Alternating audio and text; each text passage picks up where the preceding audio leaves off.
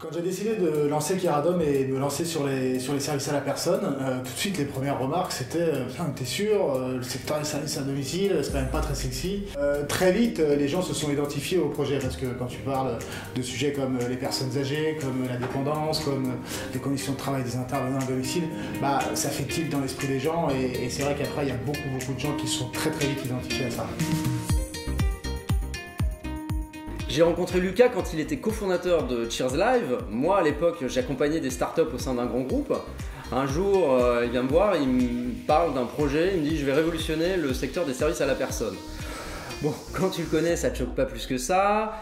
On en parle pas mal, on aborde plein de détails du projet et plus on avançait, plus je me disais que ça avait vraiment de l'impact et que j'avais vraiment envie d'accompagner ce projet. J'ai toujours apprécié discuter de mes projets avec Guillaume. C'est quelqu'un qui est assez difficile à convaincre, qui a toujours plein de choses à challenger. Et quand je lui parle de Keradom, pour une fois, il était plutôt open et il n'y avait pas grand chose qu'il avait à redire. Donc on en parle une fois et quelques jours plus tard, il m'envoie un message. Il me dit écoute Lucas, j'ai bien réfléchi, le projet a l'air top, j'ai envie de me lancer avec toi. Et c'est comme ça qu'on est devenus associés, tout simplement. Keradom, ça part à la base d'un problème que j'ai dans ma famille. J'ai des grands-parents, une grand-mère, un grand-père, tous les deux vivent seuls et un peu isolés de leurs enfants et de leurs petits-enfants. Et il a fallu à un moment donné qu'ils trouvent quelqu'un pour les accompagner dans leur quotidien. Mes parents se sont donc renseignés pour savoir par qui passer, qui envoyer, comment ça se passait. Et c'est là où ça a été un peu compliqué, à la fois de trouver la bonne information, de la vérifier, et puis ensuite de gérer la relation à distance. Quand tu n'habites pas à côté de tes parents, c'est pas évident. Donc c'est à partir de ce moment-là que Keradom est vraiment apparu. L'ambition de Keradom, c'est d'apporter bien-être et sérénité tant aux familles qu'aux intervenants.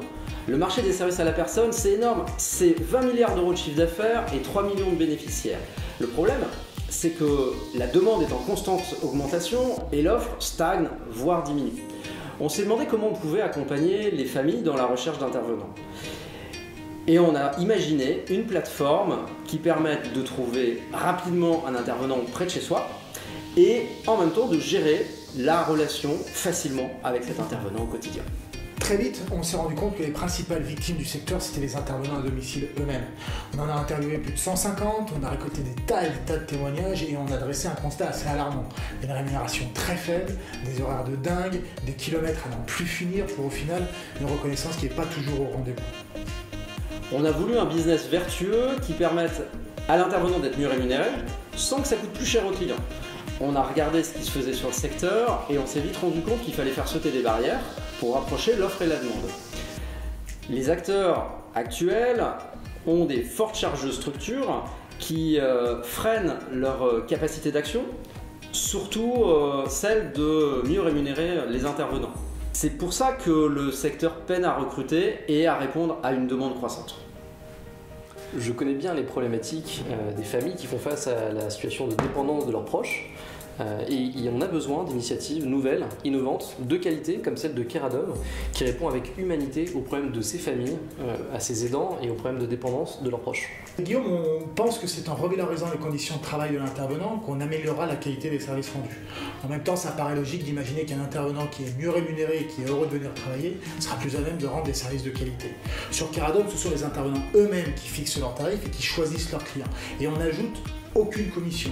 Ce qui fait qu'in fine, le client et l'intervenant sont tous les deux gagnants. La promesse de Keradom, c'est d'apporter tranquillité d'esprit et sérénité. C'est pour ça que la plateforme opère automatiquement toutes les tâches administratives, que ce soit le suivi des heures travaillées, le paiement, le planning, etc. Actuellement, on est en phase de lancement de la plateforme. C'est une étape qui est très importante pour nous parce que ça nous permet de valider toutes les solutions qu'on souhaite apporter.